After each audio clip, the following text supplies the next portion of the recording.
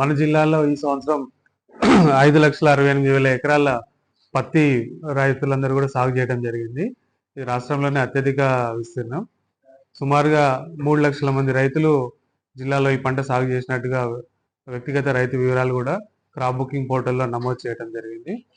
అయితే ఈ సంవత్సరం రైతులందరూ కూడా పత్తిని నేరుగా విక్రయించేందుకు గాను కేంద్ర ప్రభుత్వం కాటన్ కార్పొరేషన్ ఆఫ్ ఇండియా మరియు రాష్ట్ర ప్రభుత్వం వ్యవసాయ శాఖ మార్కెటింగ్ శాఖ అనుబంధంతో రైతులకి కిసాన్ కపాస్ యాప్ అంటే రైతుకు సంబంధించిన ఫోన్ల ద్వారానే ఆ కిసాన్ కపాస్ యాప్ అనేది డౌన్లోడ్ చేసుకొని ఆ డౌన్లోడ్ చేసుకున్న కపాస్ యాప్ నుంచి పత్తి మనం ఎంతైతే పంట పండించామో ఫస్ట్ ఆఫ్ ఆల్ దీంట్లో 3 అంశాలు ఉంటాయి.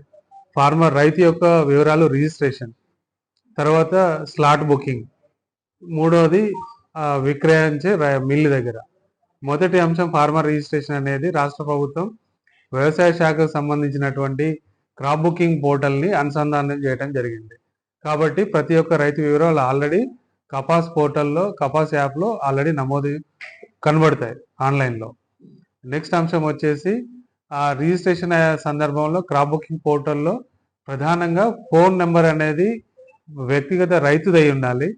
అయితే గత 5-6 ఏళ్ల నుంచి రైతులు కానివ్వండి, లేటెస్ట్గా ఎవరైనా ఫోన్ నెంబర్ మార్చుకున్నా కూడా ఈ నెల 17 తారీఖు నుంచి 23 తారీఖు లోపు రైతులందరికీ వ్యక్తిగత అంటే వారి యొక్క గ్రామాలలో విస్తరణ అధికారులు పర్యటించడం జరుగుతుంది. ఈ కపాస్ యాప్ సంబంధించి ఫోన్ నెంబర్ ఏదైనా మారినట్లయితే సరి చేసుకునే ఒక అవకాశం కల్పిస్తున్నాం. అది జరిగిన తర్వాత స్లాట్ బుకింగ్ అనేది కపాస్ యాప్లో ఉంటుంది. రైతు నేరుగా తన ఇంట్లో కానీ తన గ్రామంలో ఉండి తన యొక్క ఫోన్ నెంబర్తోని ఓపెన్ చేసుకున్నట్లయితే తన యొక్క వివరాలన్నీ వస్తాయి. భూమి వివరాలన్నీ కూడా ఆధార్ నెంబర్ కొట్టినట్లయితే కంప్లీట్ తన యొక్క సర్వే నెంబర్తో సహా ఎన్ని ఎకరాల్లో పంట సాగు చేసినా వస్తుంది.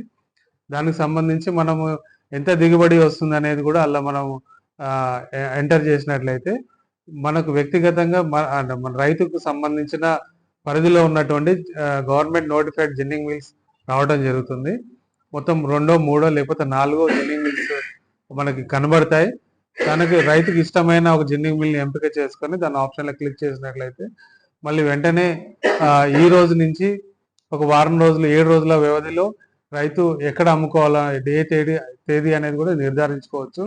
ఆ తేదీని తను సెలెక్ట్ చేసుకున్నట్లయితే వెంటనే ఆ మిల్లుకి ఏ రోజు వెళ్ళాలి, ఏ సమయంలో వెళ్ళాలి అనేది మనకి మెసేజ్ వస్తుంది. ఆ మెసేజ్ చూసి నేరుగా రైతు ఎంఎస్పి ఏదైతే ఈ సంవత్సరం 8% తేమ ఉన్న పత్తిని తీసుకొచ్చినట్లయితే ఎఫ్ఏక్యూ కొద్దిగా పత్తి కొన్ని ప్రాంతాలలో ఈ అధిక వర్షాల వల్ల కొంత దిగుబడులలో 2-3 క్వింటాలు నష్టం జరుగుతుంది అనేది కొంత ప్రాథమికంగా రైతుల నుంచి వచ్చిన సమాచారం.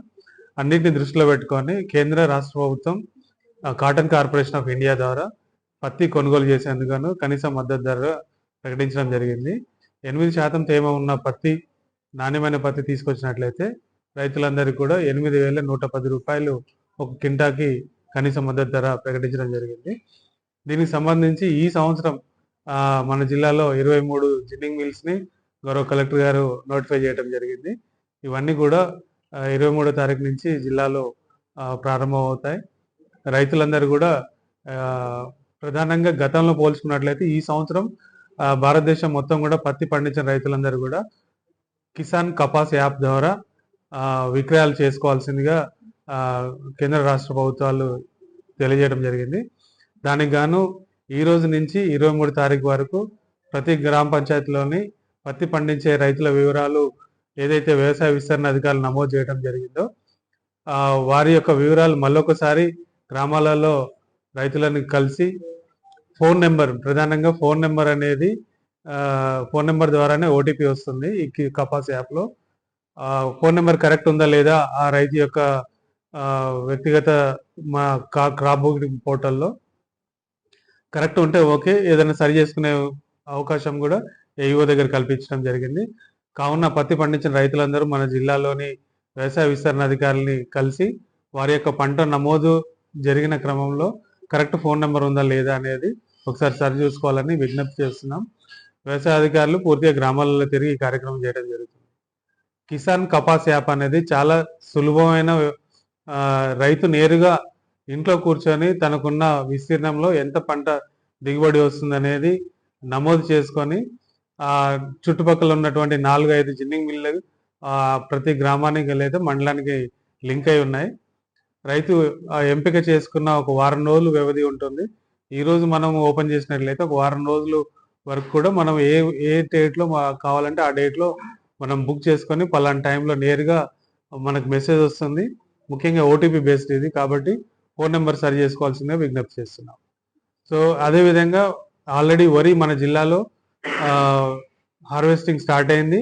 కొనుగోలు కేంద్రాలు కూడా ఈరోజు గౌరవ జిల్లా మంత్రివర్యులు కోమటిరెడ్డి వెంకరెడ్డి గారు ఇనాగ్రేషన్ చేయడం జరిగింది. జిల్లా కలెక్టర్ గారి అనుమతితోని జిల్లాలో 357 వరి కొనుగోలు కేంద్రాలని స్టార్ట్ చేయడం జరిగింది.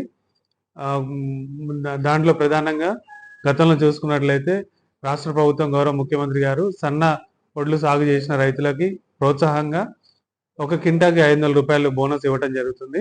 కాబట్టి సన్నాల కేంద్రాలు వేరే, దొడ్డు కేంద్రాలు వేరే మనము గత సంవత్సరం లాగానే ఇప్పుడు కూడా సెపరేట్గా పెట్టడం జరిగింది. రైతులందరూ కూడా నేరుగా వెళ్ళి సంబంధిత పీపీ సెంటర్లో నాణ్యతమైన అంటే ఎఫ్ఏక్యూ ప్రకారం మనం ప్రధానంగా ఇప్పుడు వర్షాకాలంలో తేమ అనేది కొంచెం అధికంగా ఉంటుంది కాబట్టి రైతులందరూ కూడా 17 కంటే లోబడి ఉన్న వడ్లను తీసుకొచ్చినట్లయితే మనకి ప్రభుత్వం నిర్ధారించిన ఎంఎస్పికి మనం విక్రయం చేసుకోగలుగుతాము. రైతులందరూ కూడా క్రాప్ బుకింగ్ పోర్టల్లో రైతుల పేర్లు నమోదైనాయి. ఎక్కడ కూడా ఎటువంటి ఇబ్బంది ఉన్నా కూడా సంబంధిత విస్తరణ అధికారి సంప్రదించినట్లయితే ఏదైనా రైతు క్రాప్ బుకింగ్లో మిస్ అయినా కూడా ఇమీడియట్గా నమోదు చేసుకునే అవకాశం ఇంకా ఉంది.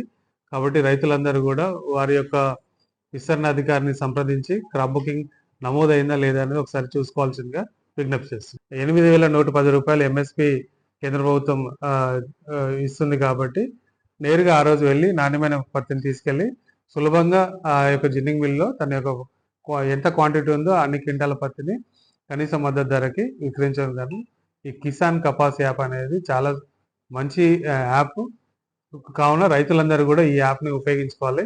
ఏదన్నా యాప్కు సంబంధించి అనుమానాలు ఉన్నా, ఏదైనా టెక్నాలజీ గురించి ఏదైనా విషయాలు తెలవాలన్నా ప్రతి గ్రామ పరిధిలో వ్యవసాయ విస్తరణాధికారి ఉంటారు.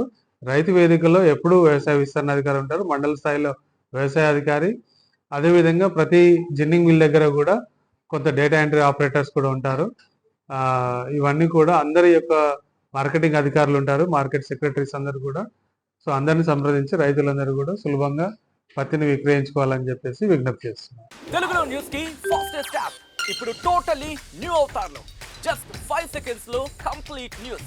సోషల్ మీడియాలో ట్రెండ్స్ కి one stop solution. Live TV app voice search option తో ఇప్పుడే డౌన్లోడ్ చేయండి లేదా అప్డేట్ అయిపోండి. యాప్ లింక్ డిస్క్రిప్షన్ లో ఉంది.